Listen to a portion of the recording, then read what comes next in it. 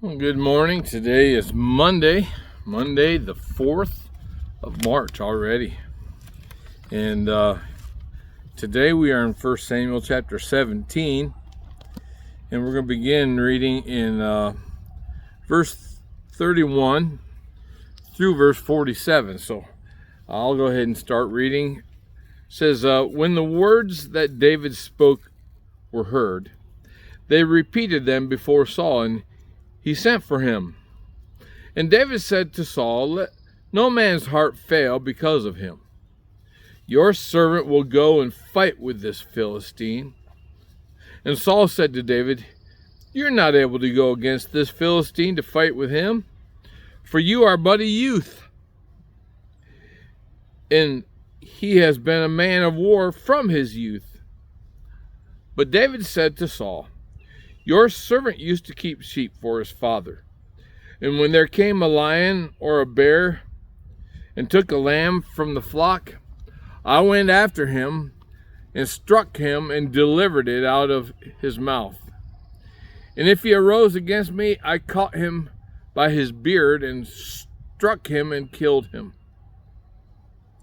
Your servant has struck down both lions and bears.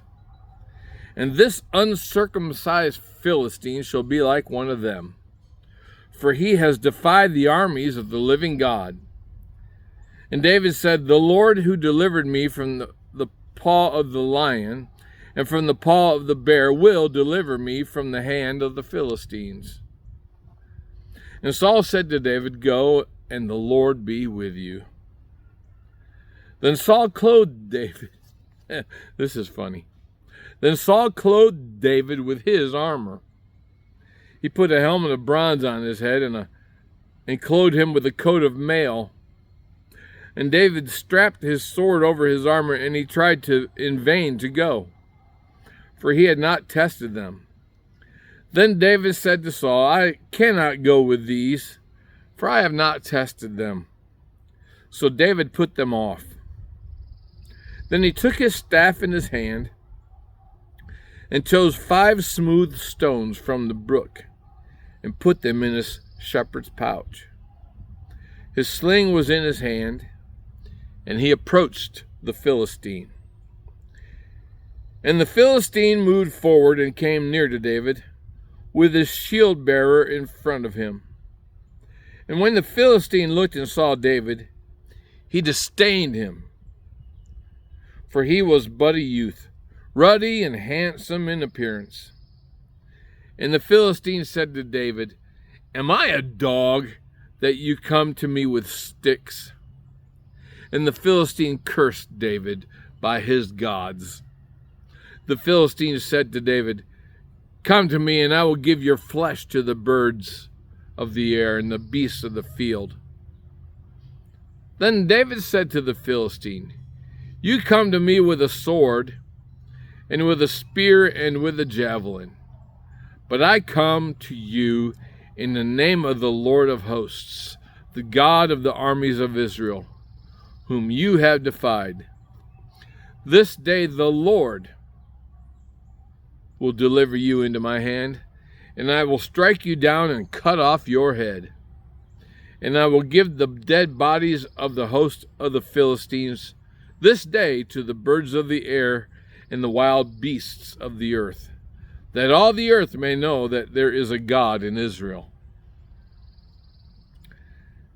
And that all this assembly may know that the Lord saves not with sword or spear, for the battle is the Lord's, and he will give you into our hand. Perhaps one of the most well-known accounts in all of Scripture, David's battle with mighty Goliath. And as we look at it, what are some things that we can glean for our own life? If we apply the specs and just ask those questions, is there any sin to forsake, any problem to claim, or principle to apply, or promise to claim, or principle to apply, any example we can learn from, any command to obey, or anything to be thankful for?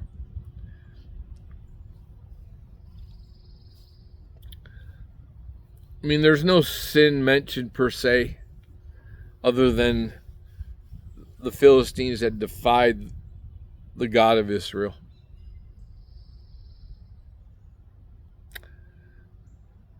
But there is a lack of faith in Saul, because he looked at David and he just saw a boy. But what he didn't see was God. Yes, it's true. David had no chance against Goliath in his own strength, in the flesh. But with God, all things are possible. And therein lied the problem with Saul all along, is he didn't have a heart after like God. He didn't have a heart after God. He just looked at the outward. He looked at himself. So the sin of arrogance and pride. What about promises to claim or principles to apply? Well, there's a couple principles. One, Saul tried to clothe David with his armor. Well, it's comical because David was just a youth, and Saul, we already know, was head and shoulders taller than everybody in Israel. He was a great big man. So the armor would not have fit. The coat of mail would have hung down to his feet. But the principle that is in there is that how often do we try to do God's work in the power of the flesh?